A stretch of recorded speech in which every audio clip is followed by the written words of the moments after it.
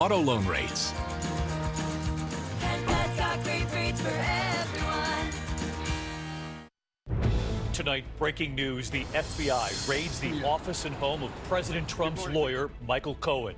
Federal agents executing search warrants, seizing documents, what they were looking for. Also, as we come on the air tonight, President Trump now saying a decision on U.S. military action against Syria could come within 24 to 48 hours after those horrific images, women and children in that suspected chemical attack. The president calling Assad an animal. And what he says when we ask, is Vladimir Putin responsible too? The deadly police shooting, the man holding a screwdriver, tasered several times, then shot and killed by police. Facebook CEO Mark Zuckerberg on Capitol Hill swarmed by reporters, what he now acknowledges. The deadly fire at Trump Tower, and the question now, why were there no sprinklers? Did Donald Trump and other developers fight against them? The high school students on this bus, the driver going under a bridge, the top of the bus sheared off. And Tony Robbins under fire tonight, what he said about women, the Me Too movement, and what led to this moment, fist to fist with this woman in the audience. This is ABC World News Tonight with David Muir. Good evening, and it's great to be back with you. And we do begin tonight with two major stories: potential U.S. military action against Syria, a decision coming within just hours. But first, the raid late today of President Trump's personal lawyer and friend, Michael Cohen. The FBI raiding his office, his home, and a hotel room, seizing records and files. What was the FBI there for? And President Trump just moments ago unleashing. ABC's Chief Justice correspondent Pierre Thomas leading us off. This hotel where Michael Cohen, the president's personal attorney, is currently staying, along with his offices and home, all raided today by FBI agents in New York City in a highly unusual and aggressive step. Sources familiar with the investigation telling ABC News, FBI agents took a host of documents, including some related to Cohen's $130,000 payment to porn star Stormy Daniels in the days leading up to the 2016 election. The raid comes just 4 days after President Trump made his first comments on Daniels, saying he did not know anything about the hushed payment. Did you know about the $130,000 payment to Stormy Daniels? Then why did Michael Cohen make it if there was no truth or allegation? You have to ask Michael Cohen. Michael's my attorney, and you'll have to ask Michael. Daniels says she had an affair with the president back in 2006, something the White House denies. It was entirely consensual. Oh, yes. Yes. Tonight, Cohen's attorney, Stephen Ryan, calling the raid, quote, completely inappropriate and unnecessary, adding it resulted in the unnecessary seizure of protected attorney-client communications between a lawyer and his clients. Ryan also said the raid was a result of a referral by the special counsel Bob Mueller. A source telling ABC News the FBI raids were not about Russia. Tonight, the case is being assigned to federal prosecutors in the Southern District of New York. During the campaign, Cohen became known for his sharp attacks supporting his boss and friend. But you guys are down, and it makes sense that there would... Says who? Daniels, Cohen, and the president now locked in multiple legal battles. Daniels' attorney claims their hush agreement is void because the president did not sign it, and in the past 24 hours filed a new motion to depose the president. Attorneys for Cohen have filed their own lawsuit, attempting to bring the matter into arbitration. And Pierre Thomas with us live tonight from Washington. And Pierre, just a few moments ago, as you know, the president weighing in about this raid. Let's listen. So I just heard that they broke into the office of one of my personal attorneys, good man, and it's a disgraceful situation. It's a total witch hunt. I've been saying it for a long time. As you heard the president say there, he believes the FBI broke in. Those were his words. Why would the FBI raid Cohen's office, his home, the hotel room, rather than simply subpoena him, Pierre?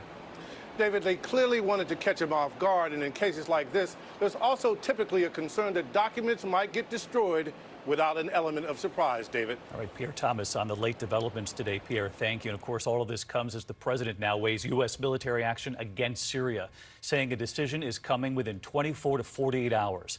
It comes after that suspected chemical attack, women and children among the victims. The images difficult to see, but seen around the world. The president calling Syrian President Assad an animal, and what he said when we asked if Vladimir Putin shares the blame. Here's ABC's chief White House correspondent, Jonathan Karl. President Trump called the attack barbaric and said he has little doubt who was behind it. It was an atrocious attack. It was horrible. This is about humanity. We're talking about humanity. And it can't be allowed to happen. The horrific images of what looks like a chemical weapons attack came in over the weekend. At least 40 civilians killed. Survivors sprayed with water to wash away the chemicals. A little boy wiping his burning eyes. Another child given an inhaler to help breathe.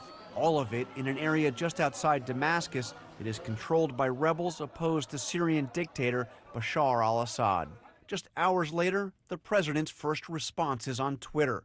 For the first time, the president directly criticized Russian President Vladimir Putin, Assad's most powerful supporter. President Putin, Russia, and Iran are responsible for backing Animal Assad. Big price to pay. Today, we asked the president about that. Does Putin bear responsibility for this? He may, yeah, he may. And if he does, it's going to be very tough. Very tough. He'll pay a price if everybody's going to pay a price. He will, everybody will. The president said he would be making a, quote, major decision over the next 24 to 48 hours. We cannot allow atrocities like that. Just last week, the president said he wanted to pull American troops out of Syria soon. I want to get out. I want to bring our troops back home. But Senator John McCain said the president had, quote, signaled to the world that the United States would prematurely withdraw from Syria, saying Assad was emboldened by American inaction. Sir, didn't the president, by saying that he wants to get out of Syria, essentially give a green light to Assad to do this, as John McCain has suggested? Look, we're still there, and I think that it is outrageous to say that the President of the United States greenlit something as atrocious as the actions that have taken place over the last several days. And John Carl with us live tonight from the White House. And John, the president saying he expects to make a decision as early as tonight or tomorrow. As you pointed out earlier, he's been meeting with his national security team, including his new national security advisor, John Bolton. John Bolton was sitting right behind the president today. It was his first day on the job, and the president, speaking just minutes ago, said that the chemical attack will, quote, be met forcefully. David? John Carl asking the questions there in the cabinet room today. John, thank you. And what would a U.S. military strike look like? And how soon could it come? I want to bring in ABC's chief global affairs correspondent, Martha Raddatz, also with us live tonight. And Martha, last time a year ago, images of a chemical attack in Syria, President Trump acting within 3 days. What are we looking at this time? Well, it was extraordinarily fast retaliation. Last time, the U.S. firing those 59 Tomahawks at the Syrian airfield where that chemical-laden plane had taken off. But the U.S. had strong evidence. Radar had spotted the aircraft dropping those weapons, which appeared to intentionally target a hospital operated by a rebel group. But that Syrian airfield was back in use just days later, despite those Tomahawks. So if Trump decides to launch missiles again, it could be a broader and larger strike. Missiles launched from U.S. destroyers, submarines, and possibly B-2 stealth bombers in hopes Assad takes it seriously this time. And Martha, one last question. I know you've been talking to your sources at the Pentagon, and getting definitive proof that this was a chemical weapons attack could prove difficult. It would be very tough to get access to this particular site and hard for anyone to get soil or tissue out, but they're looking for whatever they can find on satellites or signals intelligence.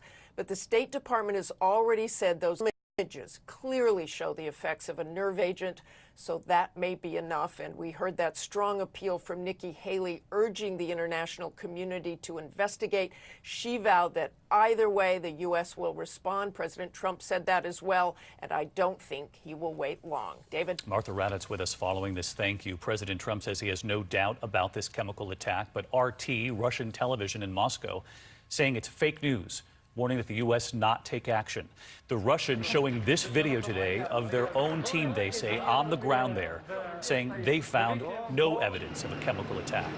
But we should point out there has been a strike on Syria already. Tonight, the pictures here and who was behind it. ABC's James Longman in the region for us. David, a U.S. official tonight confirms Israel was behind the airstrikes 24 hours after that suspected chemical attack. You can see here flickers of lights showing the overnight strike. Russia says 2 Israeli F-15 jets launched 8 guided rockets from airspace here in Lebanon, and that Syria shot down several of them. Some rockets did hit the airbase, killing 14 people, according to activists. Iranian forces are stationed on the base, and Israel does not want Iran, which is propping up Syria's President Assad, to continue building its own presence in Syria. David? All right, James Longman with us tonight. James, our thanks to you as well. Back here at home, Facebook's Mark Zuckerberg on Capitol Hill today, and what he acknowledged. He's there for meetings and hearings after the scandal involving the abuse of millions of users, the use of their personal information. ABC's Mary Bruce was right there on the Hill. The tech giant arrived on Capitol Hill in full-on damage control mode. Making his way through throngs of reporters, Facebook CEO Mark Zuckerberg came armed with a suit and an apology. In prepared testimony, he admits Facebook was used to spread fake news, hate speech, and allow foreign interference in elections. It was my mistake, and I'm sorry, he says. I started Facebook, I run it, and I'm responsible for what happens here. We didn't take a broad enough view of what our responsibility is, and that was a huge mistake. Facebook said it would inform 87 million users today that their personal data was improperly harvested by Cambridge Analytica, the political consulting firm hired by the 2016 Trump campaign. And all 2.2 billion Facebook users were supposed to receive this notice with instructions for how to see what information they've shared with apps and how to limit access to their data. But so far, neither of those things have happened. Mr. Zuckerberg, are you doing enough to protect your users? One of the senators Zuckerberg met with today says the Facebook founder claims he was misled by Cambridge Analytica. I believe that, but I think in today's world that's naive. So let's get to Mary Bruce. She's live up on the Hill for us tonight. Mary, you pointed out there that Facebook promised to inform those 87 million users this morning with alerts to their own news feeds today, alerting them whether their own personal data had been accessed by Cambridge Analytica. Any update on that? David, we are still waiting on that. We're told that information is still expected to post sometime later this evening. No word yet on why the delay, but Facebook is clearly trying to show that they're taking this seriously, that they are open to making changes. Now, whether that's enough to satisfy lawmakers, we'll have to see at tomorrow's hearing. David. Mary Bruce on the Hill for us. Mary, thank you. Next tonight to Louisville, Kentucky, where authorities have just released police body cam video of a deadly police shooting. The suspect refusing to drop a screwdriver. He was shot and killed. Here's ABC's Steve Osunsami. He's got a knife or a screwdriver in his hand. Louisville police are explaining tonight why the man seen in this police body camera video holding a screwdriver would end up dying. Drop it! You're gonna have to drop it! Police were responding to a call about someone being drunk and out of control. And when they arrived, 45-year-old Russell Bowman was talking back and telling them to shoot. Upon approaching Mr. Bowman, he became confrontational. He told the officers to shoot him. Drop it! You see 3 officers fire their stun guns, and he's still standing. Just drop it. We're not trying to hurt you. Just this is where he starts charging towards one of the officers, and they start shooting. It's clear in one of the police body cameras that he's running with a tool towards an officer. Police aren't saying if this is suicide by cop, but say this illustrates what their officers are up against and the split-second decisions that they have to make every single day. David? All right, Steve Osunsami. Thank you, Steve. We turn next tonight to that deadly fire at Trump Tower here in New York City. We have new details tonight from the investigation. One man was killed in his apartment there, in the building where the president has his own penthouse. And tonight, this question, why do the apartments at Trump Tower not have sprinklers? Here's ABC's Gio Benitez. Tonight, ABC News learning what may have caused that deadly fire at New York's Trump Tower. Flames and billowing smoke seen from Fifth Avenue. Sources now say the fire appears to have been accidental, caused by electrical malfunction in the apartment, like an appliance or device. Yeah, a heavy body of fire on the 50th floor. Searches are underway. The preliminary findings also show that the apartment on the 50th floor did not have working smoke alarms. 67-year-old Todd Brasner died from smoke inhalation in the blaze, the president tweeting his thanks to first responders. Trump Tower was built before the law mandated sprinkler systems in apartments like Brasner's, something Trump himself and other real estate developers fought against at the time. Now tonight, one New York City councilman is calling for new legislation. I think it's time that we bring the law up to date to protect New York citizens and residents of the city. And David, tonight fire experts tell us the best way to see if your state requires a sprinkler system is by going to nfpa.org. David. All right, thank you, Gio.